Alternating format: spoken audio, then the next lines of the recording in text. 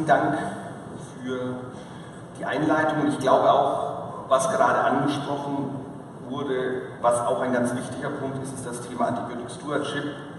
Ich wurde aber gebeten, im Wesentlichen zum Thema der Krankenhaushygiene zu sprechen, deswegen werde ich da nicht mehr weiter drauf eingehen. Ich habe die spannende Herausforderung bekommen, das Thema Personal und Wissen. Den Nachsatz habe ich erst vorgestern entsehen, dass der geändert wurde im Programm. Ich habe aber zum Glück mich da auch noch anpassen können und kann was zu den Ressourcen auch tatsächlich sagen. Sie kennen sicherlich den Spruch, Wissen ist Macht, und Sie ahnen wahrscheinlich, was als nächstes eingeblendet wird, aber Sie liegen falsch, denn im Sinne der Hygiene macht Unwissen tatsächlich relativ viel aus, und deswegen ist es tatsächlich so, Unwissen macht sehr viel aus. Und die spannende Frage ist, welches Wissen brauchen wir denn, um eine sinnvolle Infektionsprävention betreiben zu können? Das heißt, wir müssen wissen, wie werden Infektionserreger übertragen.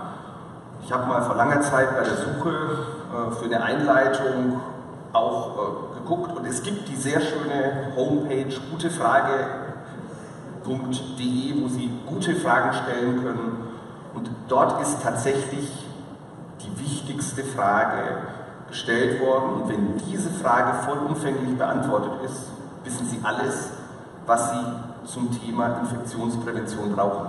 Können Bakterien oder Viren fliegen, und wenn ja, wie geht das? Die Frage ist relativ einfach. Mikroorganismen haben keine Flügel. Sie fliegen nicht. Und jetzt ist die Frage, wie werden Mikroorganismen dann übertragen? Und da gibt es im Wesentlichen 3 Wege. Der wichtigste Weg ist der Kontakt. Kontakt zu Händen, Kontakt zu unmittelbar am Patienten eingesetzten Gegenständen, die wirklich den Patienten unmittelbar berühren, Stethoskope, Blutdruckmanschetten und vieles mehr. Bakterien werden aber auch mit Partikeln in die Umwelt freigesetzt, das heißt Hautschuppen, Fasern von Bettwäsche und andere Partikel, die ein Patient freisetzen kann, und durch Aerosole, die in die Umwelt freigesetzt werden. Husten, Niesen, Absaugen, immer denn dort, wo wir aerosolisieren. Das sind die 3 entscheidenden Wege, und damit beantworten sich letztendlich auch die Fragen, was brauche ich für eine gute Infektionsprävention, nämlich die Übertragung von Mikroorganismen wird verringert durch Reduktion der Übertragung durch Kontakt.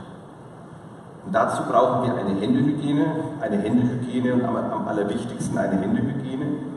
Wir brauchen aber auch den sorgfältigen Umgang mit Arzneimitteln.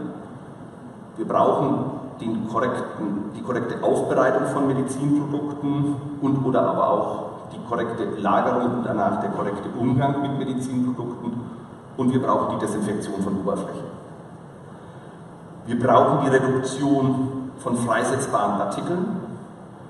Deswegen gibt es die Empfehlung, bevor wir Patienten, die besiedelt sind mit besonderen Erregern, in eine radiologische Abteilung oder sonst irgendwas transferieren, dort die tatsächlich in ein frisch gemachtes Bett zu legen, weil dann beim Transport tatsächlich die Freisetzung von Partikeln deutlich reduziert ist.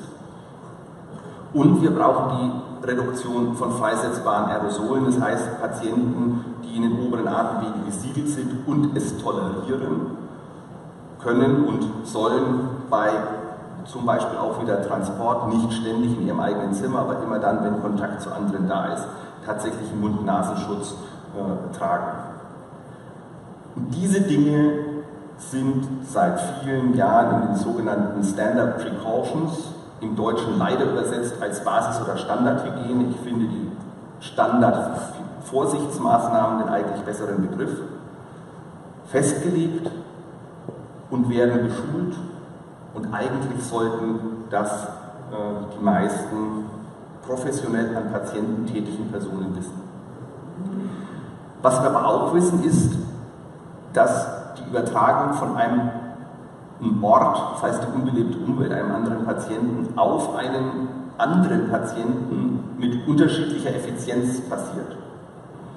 Und besonders effizient funktioniert es, wenn die Patienten besonders viele professionelle Kontakte haben.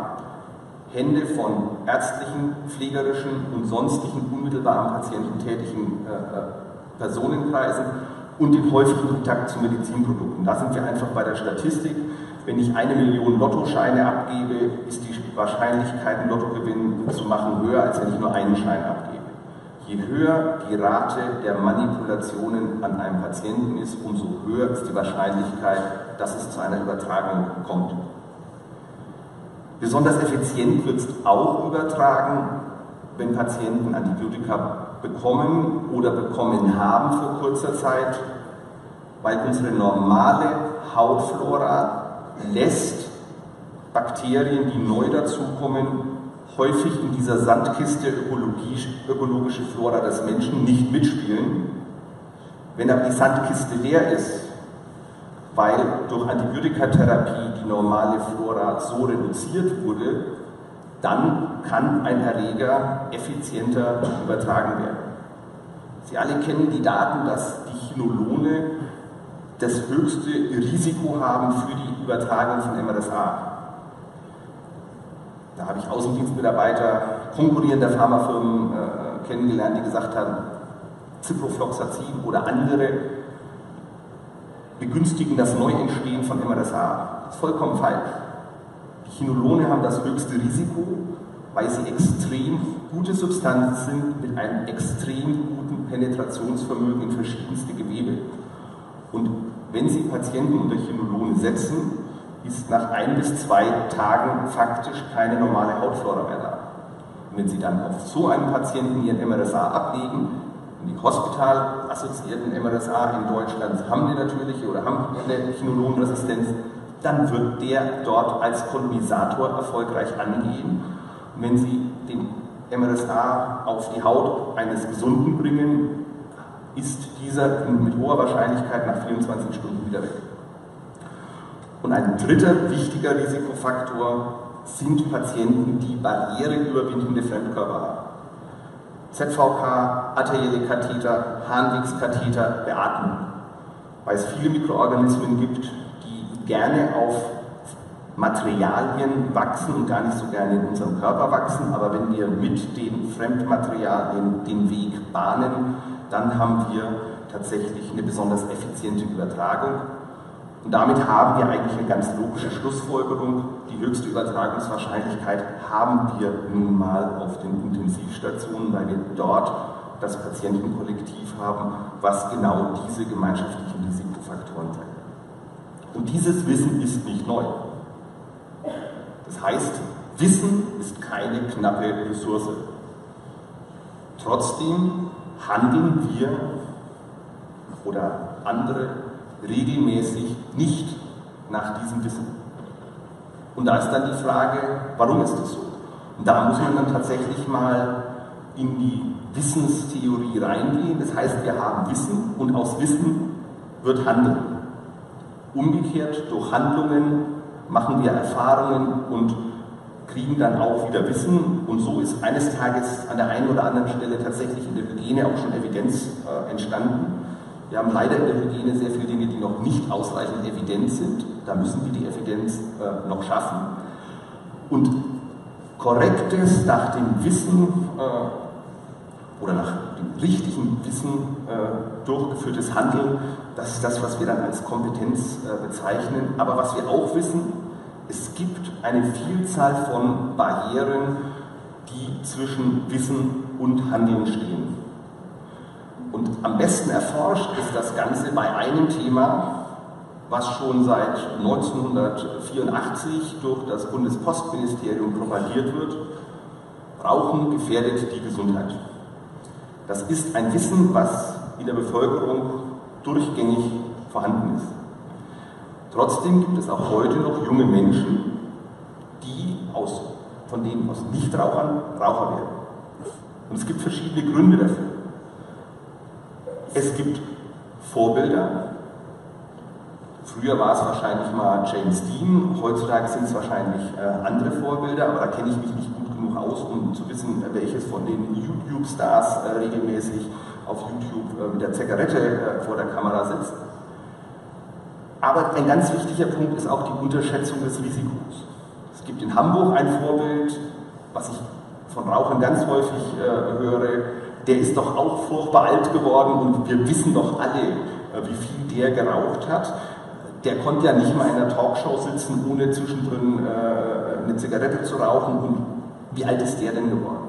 Das heißt, das sind Einflussfaktoren, die dazu führen, dass mit einem falschen Handeln begonnen wird. Und dann kommt die Macht der Gewohnheit dazu, dass falsches Verhalten perpetuiert wird. Ich habe schon immer in der Pause geraucht, jetzt versuche ich mit dem Rauchen aufzuhören, gehe in die Pause und dann fehlt mir was. Oder was wir auch wissen, Stress führt auch häufig zum Rückfall in Fehlverhalten.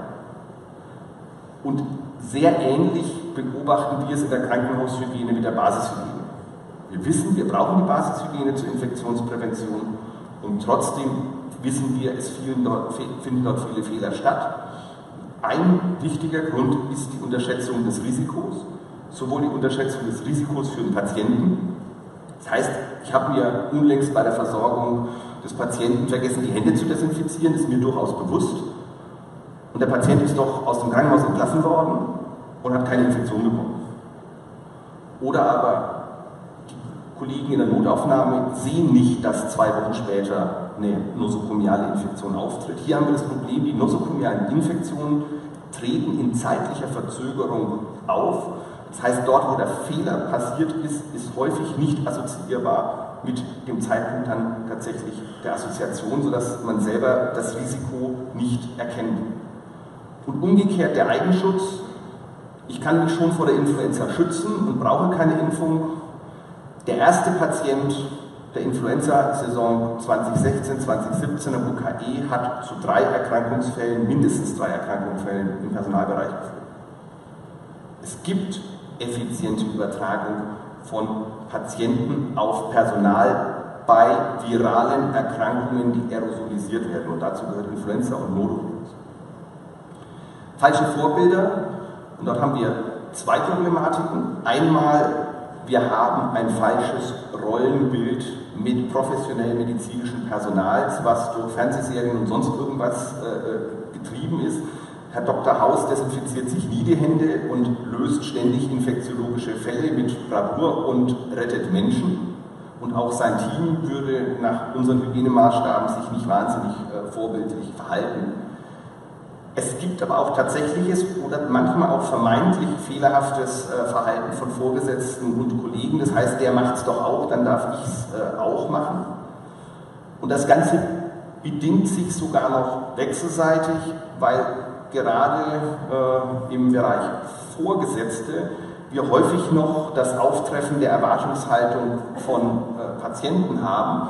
Diese Studie hat sehr schön gezeigt, altersabhängig über 80-jährige Patienten erwarten, dass ein Arzt aussieht, so wie man den Arzt in der Fernsehserie sieht oder wie man ihn schon immer früher gesehen hat, während diese Erwartungshaltung bei jüngeren Patienten erheblich weniger ausgeprägt ist.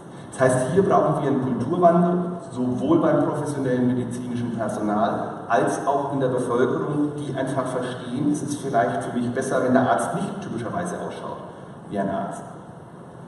Stress ist auch ein ganz wichtiger Faktor. Auch hier sind Daten, die letztendlich ursprünglich aus Beobachtungen der Fliegerei kommen, wie häufig macht man Fehler und je einfacher es ist, einfache, häufig durchgeführte Aufgaben bei minimalem Stress mache ich selten Fehler und wenn ich ungewohnte Aufgaben unter extremen Stress mache, mache ich eigentlich nahezu mit 100% Fehler. Das heißt, wir wissen, ein Mangel an der Ressource Personal kann durch Arbeitslast ein Einflussfaktor sein auf das Verhalten. Das ist richtig, das darf aber nicht zur Ausrede werden. Man darf nicht jeden Fehler, der passiert, damit begründen, ja, da ist einer krank und wir haben keine Zeit dafür. Es ist richtig, wir kennen die Daten, es gibt aber auch die Daten, dass es irgendwo einen Cut-Off gibt und dass es aber auch einen Cut-Off nach oben gibt und es gibt die Daten, dass bei einer gewissen Personalmenge, die über das Normale hinausgeht, sogar das Hygieneverhalten wieder schlechter wird. Macht der Gewohnheit, und das ist etwas, wo dann die Krankenhaushygiene ansetzt, nämlich Prozesse. Prozesse im Umgang mit Patienten. Klassische Qualitätssicherung. Und wenn von vornherein bei dem Einüben von Prozessen ein systematischer Fehler eingebaut wird, dann wird ein ganzes Team diesen Fehler kontinuierlich begehen. Und das andere, was wir ganz häufig erleben, ist, dass korrekt eingeübte Prozesse, wenn ich die verlagere, plötzlich nicht mehr funktionieren. Viele Beispiele sind Wechsel von Personal von Intensivstationen. Ganz häufig erlebt, die kommen von einem anderen großen Haus und kommen in ein neues großes Haus und führen dann den Prozess, den sie früher in dem anderen Haus durchgeführt haben, so weiter durch und stellen dann plötzlich fest, ups, früher hatte ich an der Stelle immer die Möglichkeit, mir jetzt die Hände zu desinfizieren, weil da gleich neben mir ein Händedesinfektionsmittelspender war, den habe ich jetzt nicht mehr. Ja, dann mache ich den Prozess halt weiter, ohne mir zwischendrin die Hände zu desinfizieren. Das heißt, auch hier müssen wir schauen, passt der Prozess zu den räumlichen Bedingungen.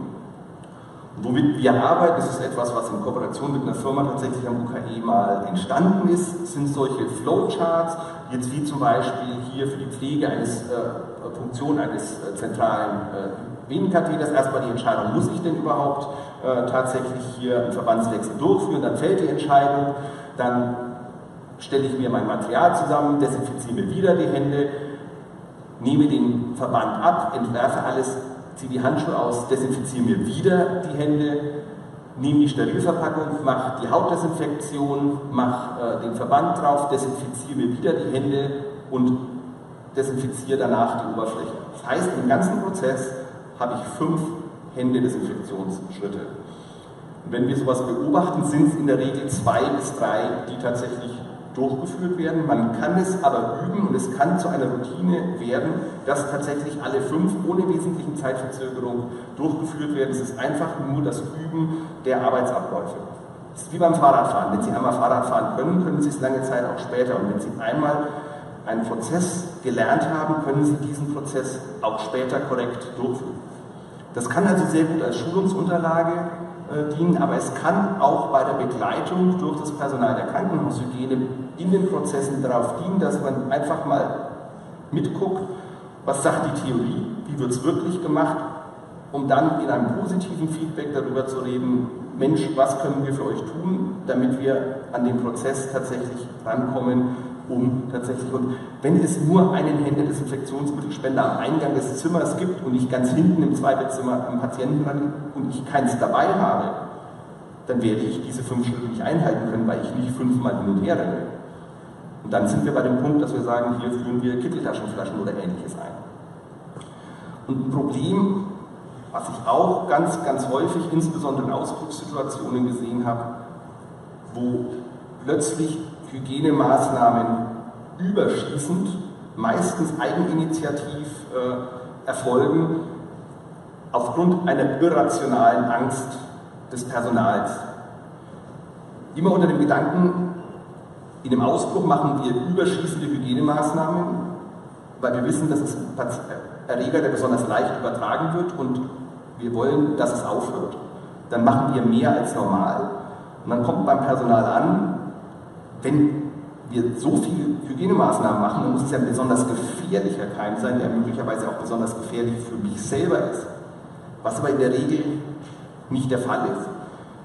Aber durch die Übertreibung beim Eigenschutz habe ich einen unnötigen Zeitbedarf und erhöhe dadurch eigentlich sogar zusätzlich noch den Faktor Stress, um dann an anderer Stelle letztendlich mehr Fehler zu machen. Und da ist die Frage, was ist denn tatsächlich die Gefährdung für das Personal? Und mein Beispiel ist da immer das A, was gilt eigentlich für alle anderen, mit Ausnahme der aerosolisierbaren viralen Erreger, wo tatsächlich eine Gefahr für das Personal besteht. Beispiel Staphylococcus aureus und die Diskussion mit Personal dreht sich immer um MRSA. Wie schaut es denn aus? Wundinfektionen, Pneumonie, Endokarditis, Sepsis, Harnwegsinfektionen finden wir bei Risikopatienten, die einen Fremdkörper tragen. Das Personal trägt bei der Arbeit selten einen ZVK oder einen Harnwegskatheter. Das heißt, diese Erkrankungen durch MRSA werden eigentlich schon mal ausgeschlossen. Dann haben wir die toxinvermittelten Erkrankungen durch Staphylococcus aureus. Da liegt es an dem Bakterium und nicht die Frage, ob er MRSA ist oder nicht. Es bleiben also die Haut- und Weichgewebeinfektionen als Risiko fürs Personal übrig.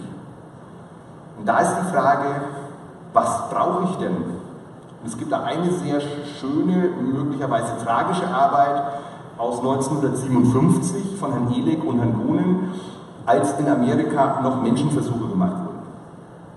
Und was haben die Kollegen gemacht? Die haben Antibiotika, nämlich Staph aureus-Suspensionen in die Patienten reingespritzt, beziehungsweise in Wunden reingerieben und haben geguckt, was passiert. Und es war erstaunlich aus meiner Sicht. Die intradermale Injektion, das heißt tatsächlich eine Bakteriensuspension in die Haut der Patienten, hat bei 70.000 koloniebildenden Einheiten überhaupt gar nichts gemacht. Bei 700.000 koloniebildenden Einheiten hat ein Drittel der Probanden eine kleine Pustel bekommen, die spontan abgeheilt ist. Was haben die noch gemacht? Die haben mit Skalpell in die Haut reingeritzt und dieselbe Menge von Bakterien reingeteufelt. War das Gleiche. Die Wundinfektion mit Fremdkörpern, die haben so tief reingeschnitten, dass es genäht werden musste. Dort haben sie festgestellt, dass 300 Bakterien, das heißt mehr als 2 Logstufen weniger ausreichen, dass dort was passiert. In der Arbeit steht dann nett drin, dieses Ergebnis ist nicht ganz valide, weil man konnte es nicht wirklich nachvollziehen, nachdem nämlich die anderen Probanden den Fetzenabszess gesehen hätten, hätten die sich dann geweigert, also an diesem Experiment auch noch teilzunehmen. Von daher weiß man, dass es irgendeine wohl über längere Zeit zusammenlebende Gruppe war, an der experimentiert wurde. Aber Sie sehen, solange wir keine Verletzungen haben, müssten wir uns schon so einen halben Milliliter Eiter in die Haut spritzen, damit wir mit ein Drittel Wahrscheinlichkeit eine leichte, spontan abheilende Infektion bekommen. Das macht keiner. Das heißt, wir haben für Personal faktisch keine Gefährdung, tatsächlich eine Infektion damit zu kriegen. Wir können vielleicht kolonisiert werden. Wenn wir uns das Bein gebrochen haben und es wurde operiert, wir haben eine Wunde, dann haben wir vielleicht, da wissen wir es nicht genau, was wir wissen, dass wir bei den Patienten auf Intensivstationen, die unter Antibiotika stehen, und stehen sehr viele Patienten auf Intensivstationen unter Antibiotika, die tragen Fremdkörper. Das heißt, dort haben wir eine erfolgreiche Neukolonisation, das heißt, keine Normalflora, ich lege wenig MRSA drauf ab, der wird erfolgreich zum Kolonisator und macht dann danach die fremdkörperassoziierte Infektion. Und was wir auch wissen, bei Neonaten, die kommen steril auf die Welt, das erste Bakterium, mit dem Neonaten Kontakt haben, wird der erste erfolgreiche Kolonisator sein. Und deswegen sehen wir eben auch gerade im Bereich Neonatologie eben regelmäßig auch Ausbrüche mit verschiedensten Bakterien, weil eben extrem wenig ausreicht, um tatsächlich erfolgreich kolonisiert zu werden. Und gleichzeitig sind sowohl die Intensivpatienten als auch die Neonaten, zumindest die intensivmedizinisch Versorgten, haben ein hohes Risiko für fremdkörperassoziierte Infektionen. Zusammenfassend kann man also sagen, Wissen über die Zusammenhänge brauchen wir für korrektes Handeln und für die Infektionsprävention brauchen wir das Wissen, wie werden die Erreger übertragen, und wir brauchen das Wissen, wie werden die Übertragungen tatsächlich vermieden. Das korrekte Handeln muss eingeübt werden. Nur wenn ich routinemäßig es mache, dann kann ich tatsächlich es tun. Es gibt ganz viele Studien, die gezeigt haben, eine wichtige Maßnahme in der Senkung katheterassoziierter Infektionen, Septikämien, ist die Einführung von Katheterteams, die standardisiert nach standardisierten Prozessen die ZVKs liegen. Und nicht, es wird überall gemacht, sondern es wird an einer definierten Stelle durch ein speziell geschultes Team gemacht, weil ich die Standards habe, die Maßnahmen einfach besser durchgeführt werden. Und um dabei zu unterstützen, kann das Team der Hygiene nicht als Aufpasser, sondern eben als Unterstützer Prozessbeobachtungen mit durchführen, um das Einüben zu verstärken. Die Ressource Personal, und damit ist das am Patienten tätige Personal gemeint, beeinflusst das Handeln. Wir wissen, dass ein extremer Personalmangel tatsächlich die Hygiene-Compliance senkt. Die Ressource Hygiene-Fachpersonal, dazu gehören die Krankenhaushygiene, die Hygienefachkräfte, die Hygienebeauftragten, Ärzte, unterstützt das am Patienten tätige Team in der Umsetzung des korrekten Handels. Sie können auch mit unterstützen, indem Sie in Ihrer Tätigkeit eine Vorbildfunktion übernehmen, und an das Wissen muss der Mensch regelmäßig erinnert werden. Da gibt es mittlerweile den Fachbegriff des Nudgings, das Anstupsen, also immer wieder, und auch da sind wir jetzt wieder eingetreten mit der Hygienekampagne des UKEs, wo wir eine Vielzahl von Motiven, die einfach Personal an die Händehygiene erinnern sollen. Und damit danke ich für die Aufmerksamkeit und gerne bereit, Fragen zu beantworten.